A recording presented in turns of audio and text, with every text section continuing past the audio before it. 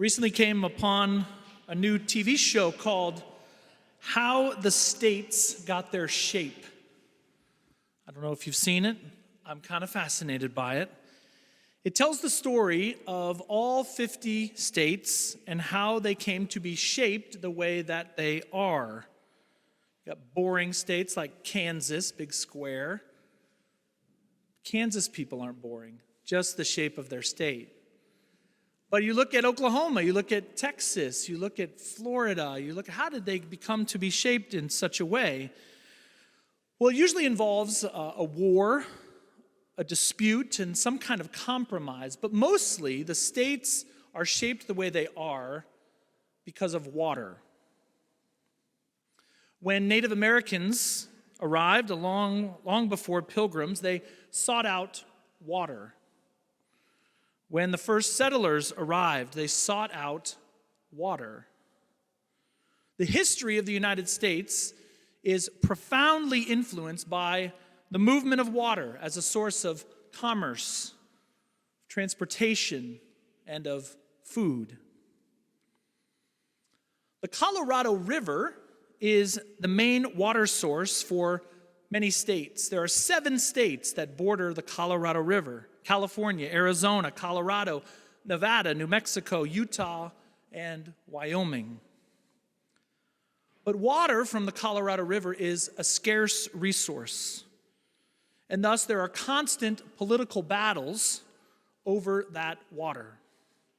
States file lawsuits against each other. They go to court. They try to influence legislators to try to get more water for themselves to the detriment of the other states, because there's only so much water to go around.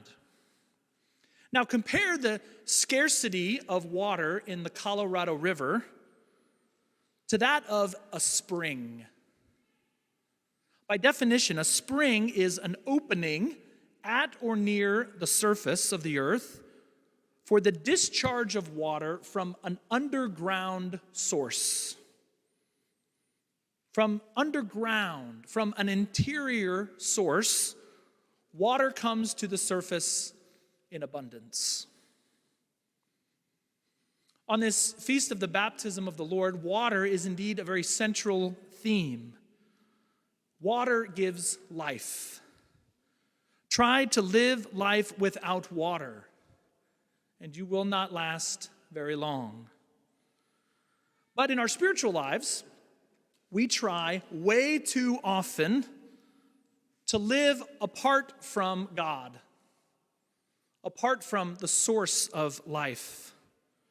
We try to make it on our own. It's a very American ideal. Pull yourself up by your bootstraps. This theme of individualism. I can do it myself. Oftentimes we talk like we're little kids. I'll do it myself. We try to make it on your own, but as many of you have found out by experience, as I've found out by experience, and as we can learn from the writings of the spiritual masters of our church, the saints, it doesn't work. Life without God, life without His life-giving water, is a life without meaning, often full of sadness, leaving us thirsty. It is in water that the Christian life begins. Jesus showed us the way when He was baptized in the Jordan River by John the Baptist. By being baptized in water, Jesus shows us how it's to be done. Come to the water, for in water there is life. But how much water is there? Is the water of God's grace a scarce resource that requires us to fight over it like the states fight over the Colorado River? Does God play favorites?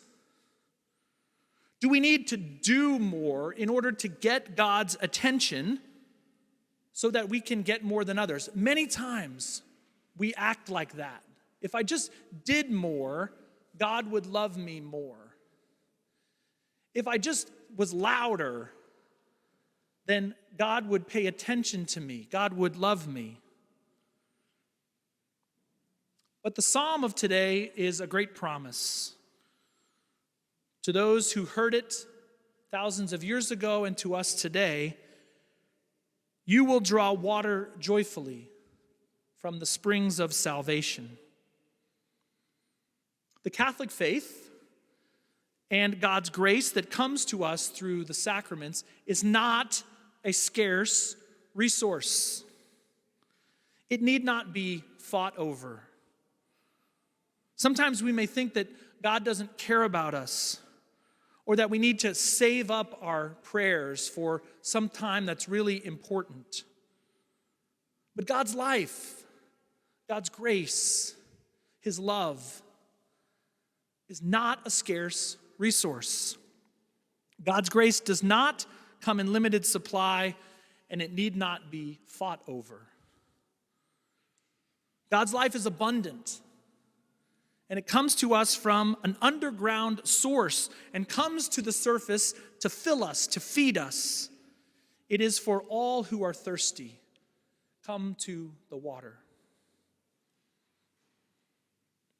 From the events of this past week in Washington, D.C., we see very clearly that our country is thirsty. Thirsty for truth and justice, thirsty for peace, thirsty for a way to get along,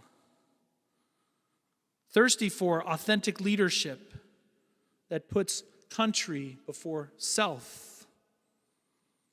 Looking at the events of last Wednesday at the United States Capitol and looking at the reaction to those events, I say with the greatest of urgency that we need the life-giving water of Jesus Christ. I need him, and you need him. The life that God gives in the saving waters of baptism is for everyone. It is for everyone. It is not a scarce resource to be fought over. God's grace is abundant, and it is ours when we take our prayer lives, our interior lives, the work that goes on underground, seriously. When we avail ourselves of the forgiveness offered in the confessional, and especially when we receive him in the Eucharist, all who are thirsty come to the water of God's abundant life. Not a scarce resource, but abundant. For you, for me, for all eternity. Come to the water of God's love, that is Father, Son, and Holy Spirit. There we will find life.